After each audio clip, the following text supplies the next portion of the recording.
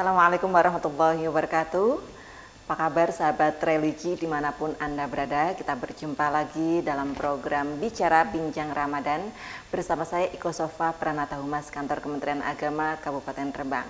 Kali ini kita sudah menghadirkan narasumber yaitu PLT Kasubag TU Kantor Kementerian Agama Kabupaten Rembang dan juga selaku Kepala Seksi Pendidikan Madrasah Kementerian Rembang yaitu Bapak Dr. Andes Haji Syadullah MSI.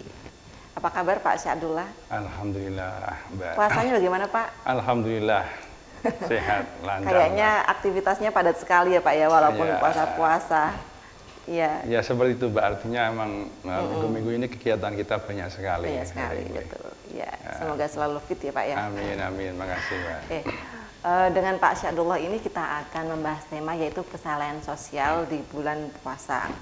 Sahabat religi yang dirahmati Allah, bulan puasa tidak hanya ibadah fisik saja, tapi juga bagaimana kita dianjurkan untuk melakukan kesalahan sosial. Seperti apa kesalahan sosial itu? Pak Syadullah nanti akan mengutarakannya dan memberikan ulasan-ulasan seputar kesalahan sosial di bulan Ramadan. Monggo Pak Syak. Terima kasih Mbak Ikoh ya. Kita alhamdulillah ini sudah masuki bulan Ramadan, puasa kita lancar, sehat. Dan memang itu Mbak ya, kalau kita bicara masalah puasa Ramadan terkait dengan kesalahan sosial ya, ini memang sebetulnya pada prinsipnya ibadah itu memang ada dua dimensi itunya ya, ada dimensi ritual atau ada dimensi kesalehan individual dan juga ada dimensi kesalehan sosial. Kesalehan individual dan kesalehan sosial. Yeah. Untuk puasa ini memang ibadah yang luar biasa. Ramadan ini juga merupakan bulan yang istimewa, Mbak ya. Bulan yang disebut Sayyidus Syuhur. Bulan yang sangat mulia. Ada beberapa hadis yang menyatakan bahwa bulan Ramadan ini adalah bulan yang luar biasa. Di samping di dalam puasa ini kita diajarkan diajarkan dilatih untuk meningkatkan kesalehan individu, kita juga dilatih untuk meningkatkan kesalehan sosial. Sebelum ke sana, memang bulan Ramadan ini kan bulan yang istimewa. Banyak hadis yang menyatakan bahwa bulan Ramadan ini bulan yang istimewa. Iya. Ada salah satunya itu hadis yang diceritakan oleh Imam Ahmad itu, qad ja'akum Ramadan syahrun mubarak iftaradallahu alaikum siyamahu tuftahu fihi abwabul jannah wa tulaku fihi abwabul jahim wa tughallu fihi asyayatin fihi lailatun khairun min alfi syahrin. Di bulan Ramadan ini adalah bulan yang luar biasa, telah datang kepada kita bulan Ramadan, bulan yang penuh berkah. Pada bulan ini pintu-pintu surga dibuka dan pintu-pintu neraka ditutup. Setan-setan dibelenggu. Di sini di bulan ini di umat Islam diwajibkan puasa. Dan di dalam bulan Ramadan ini ada satu malam yang nilai ibadah, nilai amal ibadah kita di satu malam itu lebih baik daripada 1000 bulan. Ya. Ini berarti bahwa menunjukkan betapa bulan Ramadan ini memberikan peluang yang luar biasa, mendidik kepada kita untuk meningkatkan kesalehan kita secara salah individu maupun kesalehan sosial. Ya. Nah, kesalahan individualnya apa Pak? Terus kesalahan sosial juga bagaimana itu? Kesalahan individu di dalam bulan Ramadan kita tentu dilatih untuk dilatih untuk selalu meningkatkan taqarrub kita kepada Allah Subhanahu wa taala. Taqarrub kepada Allah Subhanahu wa taala. Dengan melalui puasa ini kita melakukan taqarrub kepada Allah Subhanahu wa taala. Di bulan ini kita bisa meningkatkan amal-amal ibadah kita. Dan sebetulnya kan ini, Pak, puasa itu pada ada al-kafu anil muhlikat atau anil mubtilat atau istilah al-imsak anil mubtilat. Tim menahan dari sesuatu yang membatalkan. Ini kan berarti menjaga diri. Menjaga diri ini kan berarti mengarah kepada kesalehan individu. Individual. Menjaga diri itu sudah kesalehan sendiri ya, Pak? Kesalahan sendiri itu, kesalehan individu. Kemudian ada di samping al-kaf atau al-imsak atau tarku anil mubtilat kan ada al-hithu atau hathun atau amalun. Artinya ada dorongan motivasi untuk meningkatkan amal di bulan Ramadan tadi. Menahan diri dan meningkatkan amal. Nah, ini meningkatkan amal berarti kan mengarah kepada kesalehan sosial. Yang individu tadi yang menahan diri, menahan diri itu yang kesalehan individual. Kemudian yang mendorong kita terdorong ada motivasi untuk lebih meningkatkan amal kebaikan, itu berarti ada dimensi kesalehan sosial gitu. Begitu ya. Ini menurut kami yang kami pahami seperti itu. Kita lihat misalnya di bulan Ramadan ini banyak amalan-amalan ibadah yang memang mendorong kita untuk meningkatkan kesalehan sosial, Mbak. Ada hadis yang menyatakan bahwa kurang lebih artinya barang siapa yang memberikan berbuka puasa pada seorang yang lagi puasa, maka dia mendapatkan pahala yang sama seperti orang yang sedang berpuasa. Betul. Itu tanpa mengurangi pahala dari orang yang puasa. Pahala yang berpuasa tersebut. Artinya hadis ini kan mendorong kita yang berpuasa di bulan Ramadan ini untuk berbuat baik kepada orang lain.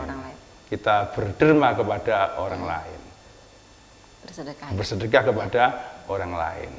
Jadi dengan hati tersebut kita terdorong untuk melakukan derma kepada orang lain. Apalagi di bulan Ramadan kita berderma atau memberikan berbuka saja pahalanya sama dengan yang terus menjamur ya Pak ya, bagi-bagi takjil di banyak tempat, menjamur di bulan Ramadan. Iya, akhirnya seperti itu banyak di masjid-masjid, di tamir-tamir, di musala-musala itu juga banyak panitia yang seperti itu. Artinya kalau yang diberikan kalau yang diberi menu takjil tadi misalkan 100 orang, jadi dia juga memperoleh pahala dari 100 orang itu ya. Nilai pahalanya seperti itu, Pak. Jadi nilai pahalanya ketika dia memberikan takjil kepada orang yang berpuasa tersebut, nilainya sama seperti yang orang melakukan puasa tersebut. Itu bagi orang yang mampu ya Pak ya. Kalau lantas orang yang tidak mampu, artinya dia hanya mempunyai harta cukup untuk dirinya berbuka, bagaimana ia dapat melakukan kesalahan sosial seperti yang lain, Pak? Saya pikir bisa melakukan kesalahan yang lain, Pak, tidak hanya melalui derma ya. Sebetulnya kalau kita melihat ada ini hadis secara umum ya, kita berbuat wajah kita berseri-seri kepada orang lain pun sudah sedekah kan gitu, sedekah. Artinya ketika kita berpuasa, kalau misalnya kita tidak punya kondisi kita memang harta kita atau yang kita punya hanya cukup untuk kita, ya tentu kita melakukan kesalahan dengan kita berbuat baik kepada siapapun. Ya, kita tidak melakukan hal-hal yang menyakiti mereka. Jadi kan seorang muslim itu kan dikatakan muslim yang baik kan ketika tetangganya tidak tersakiti oleh kata-katanya atau oleh perlakuannya. Ini di Ramadan ini kebetulan juga kita lihat banyak musibah ya Pak yang melanda di saudara-saudara kita. Ada banjir di daerah Demak, Gerobokan, bahkan ini juga sudah mau melebar nih daerah Pati ya. Sudah ke timur juga ada banjir karena curah hujan juga cukup tinggi ya Pak ya. Ini bagaimana cara menggerakkan hati kita untuk mau peduli kepada sesama? Ramadan sekali lagi Mbak itu kan ya bisa dikatakan sebagai madrasah gitu. Madrasah Ramadan atau tempat kita untuk berlatih, menempa diri menjadi yang intinya menuju kepada manusia-manusia yang muttaqin gitu. Nah tentu dengan kita berpuasa sebetulnya kan sudah dilatih untuk mempunyai rasa empati kepada orang yang sedang mengalami kesulitan. Kita berpuasa ini kita dilatih atau dibiasakan untuk bisa merasakan bagaimana ternyata orang yang sedang lapar itu rasanya, rasanya orang yang sedang lapar itu bagaimana. Artinya kalau memang kita berpuasa dengan sungguh-sungguh, dengan yang sungguh-sungguh, tentu akan tertanam di dalam diri kita rasa atau empati terhadap musibah-musibah atau terhadap hal-hal yang menimpa di saudara-saudara kita, Mbak. Contohnya tadi misalnya kita merasakan lapar, tentu merasakan bagaimana perihnya, sakitnya menahan lapar, bagaimana kita harus sabar menahan lapar. Tentu dengan kalau kita melakukan dengan sungguh-sungguh, dengan niat yang sungguh-sungguh, insya Allah akan tertanam dalam diri kita rasa empati kepada orang lain. Ya, memang sumbernya dari kesungguhan niat kita, Mbak. Kalau Kemal sendiri sepertinya juga sudah menghimpun donasi ya Pak ya untuk bantuan maka saudara di Demak yang terkena musibah banjir itu. Dengan musibah-musibah yang akhir-akhir ini melanda di kita, di tetangga-tetangga kita, khususnya di Grobogan, Demak, dan juga di Pati, tentu kita ya terketuk tentu dengan musibah-musibah itu. Dan kemarin memang kita sudah melakukan donasi itu Mbak dari teman-teman, dan alhamdulillah kemarin sudah sudah lumayan, alhamdulillah sudah sekitar ada 27-an Mbak kita. Lumayan ya, alhamdulillah. Semoga cukup membantu ya untuk mudah-mudahan bisa membantu saudara-saudara kita yang sedang kena musibah khususnya di Demak. Karena kemarin ikrarnya kita donasi di Demak, Pak. Ikrarnya memang untuk donasi Demak di Demak itu. Di Ramadan ini juga ada gerakan infak sendiri ya tentunya ya Pak ya. Ada gerakan infak yang juga kita galang ke beberapa saudara-saudara kita berikan kepada khususnya ASN di lingkungan kantor, di teman-teman kita di lingkungan kantor Kementerian Agama. Dan tentu infak Ramadan ini tentu nanti kita arahkan ke saudara, ke keluarga-keluarga kita, ke yang paling dekat di antara kita. Yang kaum du'afa di sekitar kita. Bisa di saudara-saudara kita atau di tetangga-tetangga kita. Terus ini Pak, ada fenomena yang sebenarnya nggak menarik sih, tapi ya terjadi setiap kali Ramadan sebenarnya.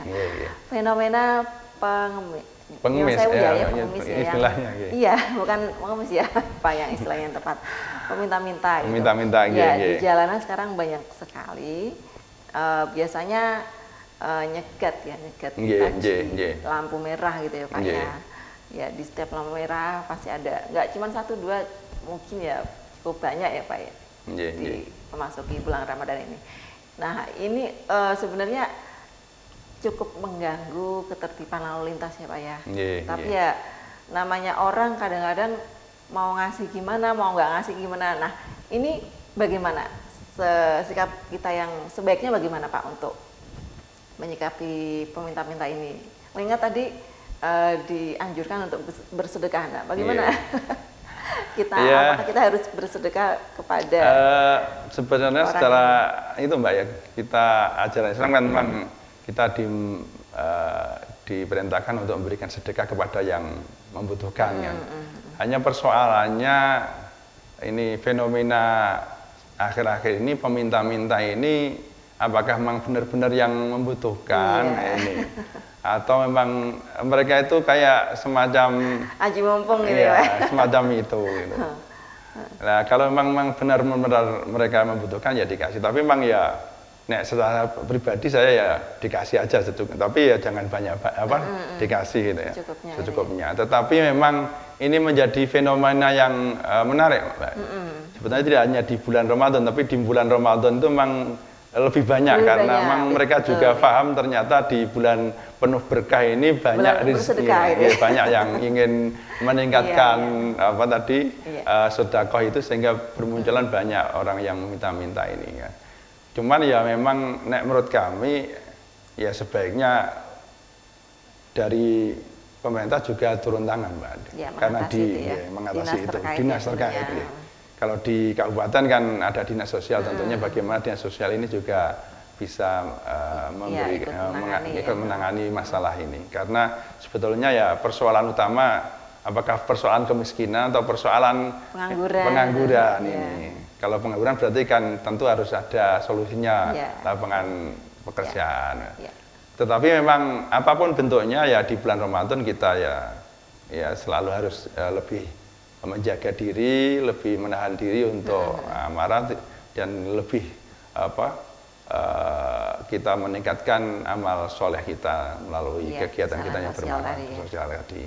Ya mungkin ya tadi setelah kita dinas sosial bisa mengatasi, mungkin ya ada baiknya memang kita itu untuk sedekah-sedekah ini disalurkan melalui wadah-wadah yang resmi, Mbak. Misalnya ada ZIS itu lembaga amal zakat Basnas, kan kita sudah ada lembaga yang resmi Basnas. Kemudian di lembaga-lembaga organisasi kemasyarakatan juga banyak lembaga amil zakat dan infak dan sedekah itu ada Lazismu, ada Lazisnu. Saya pikir lembaga-lembaga yang lebih kredibel ini bisa memberikan bisa memberikan sumbang atau memberikan bantuan kepada mereka yang membutuhkan, termasuk mungkin kepada peminta-minta tadi. Termasuk ASN Kemenang juga sudah berzakat ya Pak? Ya, alhamdulillah. Bulannya disalurkan di Basnas Kembang ya Pak ya? Ya, alhamdulillah. ASN Kemenang ini tidak hanya gajinya saja Mbak, bahkan termasuk tunjangannya sudah dikenakan zakat 2,5% itu. Dan ini mau ada pembagian sembako ya Pak ya? Insya Allah kita ini mau ada pembagian sembako, Insya Allah. Nanti rencana tanggal 22 Mbak. 22 Maret. Ya, 22 Maret kita sekaligus ada launching dari pusat itu launching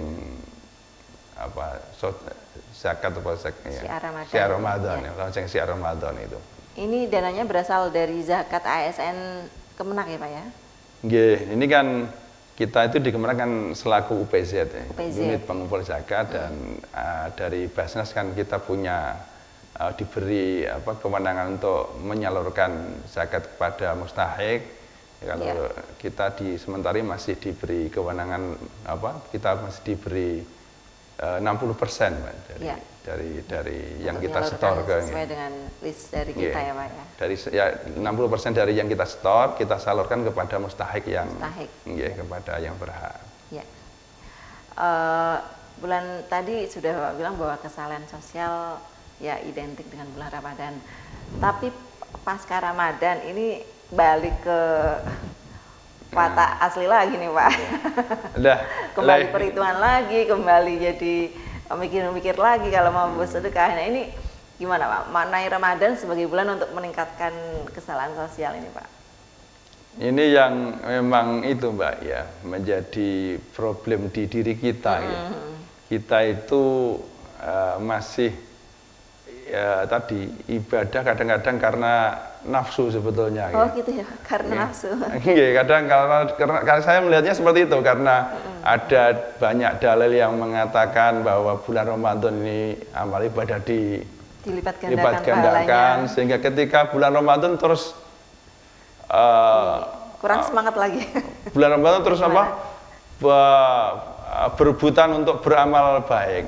Tetapi begitu bulan Ramadan selesai ya. Kembali kita tidak semangat melakukan perbuatan yang baik, sehingga ya tentu kembali kepada kita, apakah ketika kita masuk ke bulan Ramadan ini ketika niat kita beribadah di bulan Ramadan ini benar-benar niat dengan tulus apa tidak. Allah kan kita diwajibkan puasa di bulan Ramadan ini kan endingnya harapannya menjadi orang yang bertakwa. Orang bertakwa ini kan tentu salah satunya ya orang bertakwa ini kalau secara umum kan melaksanakan perintah, mencegah larangannya gitu secara umum. Nah, ketika ini benar-benar berhasil kita di dalam mengikuti ujian atau mengikuti pendidikan di madrasah Ramadan ini, tentu setelah bulan Ramadan insya Allah amal-amal ibadah kita atau sifat-sifat kita, kebiasaan-kebiasaan kita yang baik di bulan Ramadan tentu akan terus berlanjut, Mbak. Terus berlanjut ya. Terus berlanjut. Tidak hanya di bulan Ramadan, tapi setelah bulan Ramadan akan terus berlanjut. Ya, sekali lagi tentu kembali kepada apa ya? Niat kita, saya gitu meletik niat kita. Bukan semata-mata karena nafsu tadi, nafsu tadi nih, karena ada ibadah itu ya menurut saya ada ibadah itu memang kayak nuruti nafsu gitu ya. Oh gitu ya, nuruti nafsu. Ya Pak Saidullah, mungkin ada hal-hal yang ingin disampaikan pada pemirsa pada bulan Ramadan ini. Baik jadi Bapak Ibu semuanya, saudara-saudara semuanya, pemirsa bicara ya program Kembang Podcast. Kembang Podcast, monggo mari kita di bulan Ramadan ini kita meningkatkan kembali amal ibadah kita benar-benar niati kita beribadah di bulan Ramadan ini benar-benar karena Allah Subhanahu wa Ta'ala, bukan karena yang lain, karena memang sebetulnya penciptaan kita di muka bumi ini oleh Allah dah semata memang hanya untuk mengabdi kepada Allah. Beribadah kepada Allah sekali lagi bukan hanya ibadah mahdhah, tapi juga ibadah yang sosial. Jadi bukan hanya kita itu terus berlomba-lomba untuk melakukan ibadah ritual yang mahdhah, tapi merupakan ibadah-ibadah sosial. Tentu tidak seperti itu, tapi bagaimana kita bisa menjaga seimbang antara ibadah yang mahdhah juga ibadah yang sifatnya sosial. Itu. Saya pikir itu Mbak yang dapat kami sampaikan. Baik pemirsa, demikian bincang-bincang kita di program Bicara Kembang Podcast bersama PLTK Subak TU, Bapak Saidullah. Terima kasih Bapak atas waktu yang diluangkan. Semoga bermanfaat dan semoga Ramadan ini menjadi momentum bagi kita semua untuk meningkatkan kesalehan sosial. Sekian dari kami, kurang lebihnya mohon maaf. Sampai jumpa di podcast berikutnya. Wallahul muwaffiq ila aqwamit thoriq. Wassalamualaikum warahmatullahi wabarakatuh. Assalamualaikum warahmatullahi wabarakatuh.